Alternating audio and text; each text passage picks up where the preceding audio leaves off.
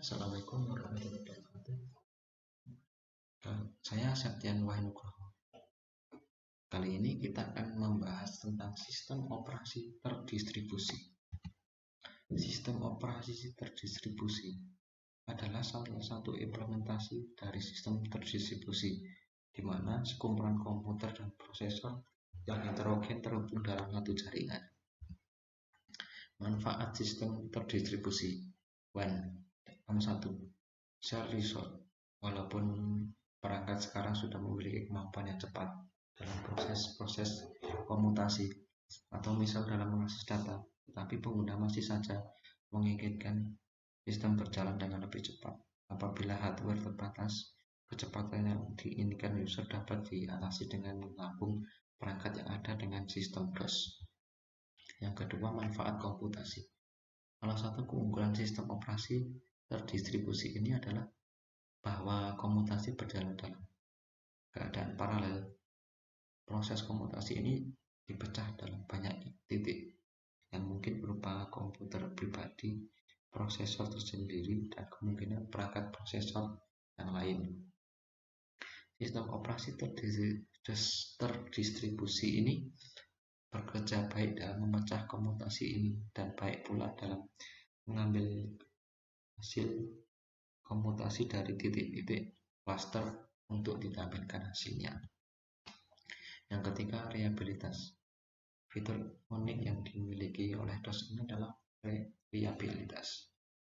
Berdasarkan desain dan implementasi dari desain sistem ini, maka hilangnya satu node tidak akan berdampak terhadap integritas sistem. Hal ini berbeda dengan PC. Apabila ada salah satu hardware yang mengalami kerusakan, maka sistem akan berjalan tidak seimbang, bahkan sistem bisa tidak dapat berjalan atau mati. Yang keempat, komunikasi. Sistem operasi terdistribusi berjalan dalam jaringan dan biasanya melayani koneksi jaringan. Sistem ini umumnya digunakan user untuk proses networking. User dapat saling bertukar data atau saling berkomunikasi antar titik, baik secara LAN atau WAN. Komponen inti sistem operasi. 1. Manajemen proses. 2. Manajemen memori utama. 3. Manajemen berkas. 4. Manajemen sistem I atau O. 5. Manajemen penyimpanan sekunder. 6. Sistem proteksi. Yang ke-7. Jaringan. Yang ke-8. Command interpreter system. Manajemen proses. Proses adalah keadaan kita sebuah program sedang dieksekusi. Sebuah proses membutuhkan beberapa sumber daya untuk menyelesaikan tugasnya. Sumber daya tersebut dapat berupa CPU, time, memori, berkas-berkas, dan perangkat I atau O. Sistem operasi bertanggung jawab atas aktivitas-aktivitas yang berkaitan dengan manajemen proses seperti 1. Pembuatan dan penghapusan proses pengguna sistem proses. Yang kedua, menunda atau menlanjutkan proses. Yang ketiga, menyediakan mekanisme untuk proses sinkronisasi. Keempat, menyediakan mekanisme untuk proses komunikasi. Yang kelima, menyediakan mekanisme untuk penanganan deadlock. Manajemen memori utama. Memori utama atau lebih dikenal sebagai memori adalah sebuah array yang besar dari word atau byte yang ukurannya mencapai ratusan, ribuan, atau bahkan jutaan. Memori utama berfungsi sebagai tempat penyimpanan yang diakses datanya digunakan oleh CPU atau perangkat I/O. Sistem operasi bertanggung jawab atas aktivitas-aktivitas yang berkaitan dengan manajemen memori sistem. Manajemen memori seperti 1. Menjaga track dari memori yang sedang digunakan dan siapa yang menggunakannya. Yang kedua, memilih program yang akan di-load ke memori. Yang ketiga, mengalokasikan dan dialokasikan ruang memori sesuai kebutuhan.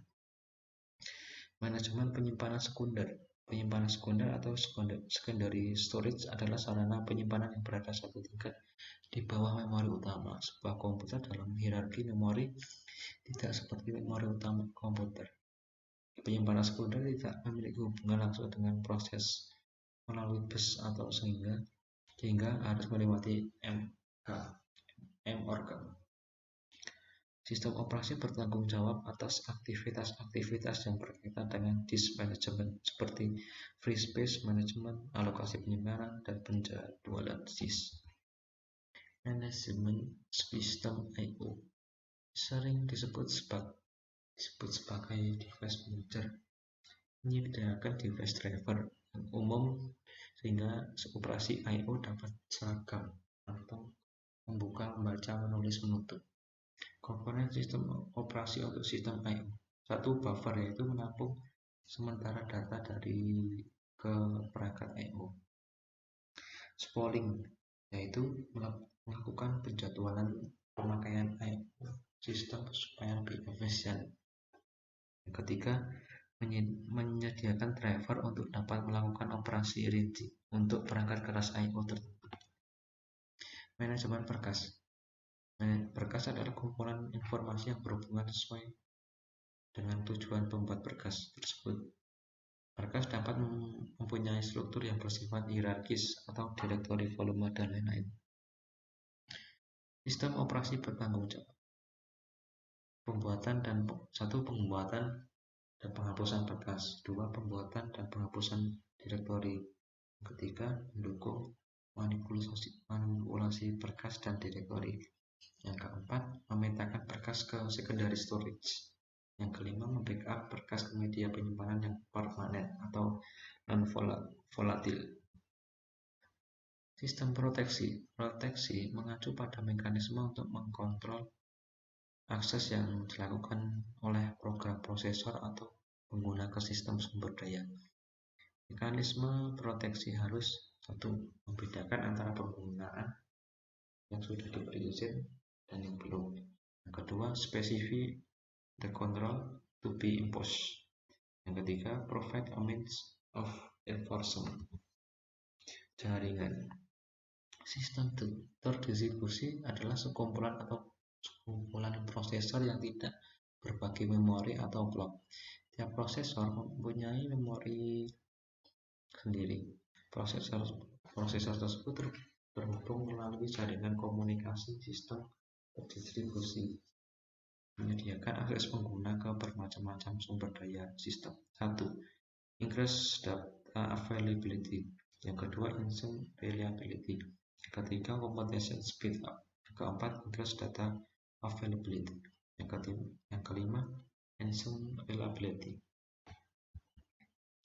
Command interpreter system. Sistem operasi menunggu instruksi dari pengguna atau command driven. Program yang membaca instruksi dan mengartikan control statement umumnya disebut control cut interpreter, command line interpreter, dan unit cell. Command interpreter sistem yang sangat bervariasi dari suatu sistem operasi ke sistem operasi yang lain dan disesuaikan dengan tujuan dan teknologi I/O device yang ada. Contohnya CLI, Windows atau Touch, dan lain-lain. Terima kasih. Wassalamualaikum warahmatullahi wabarakatuh.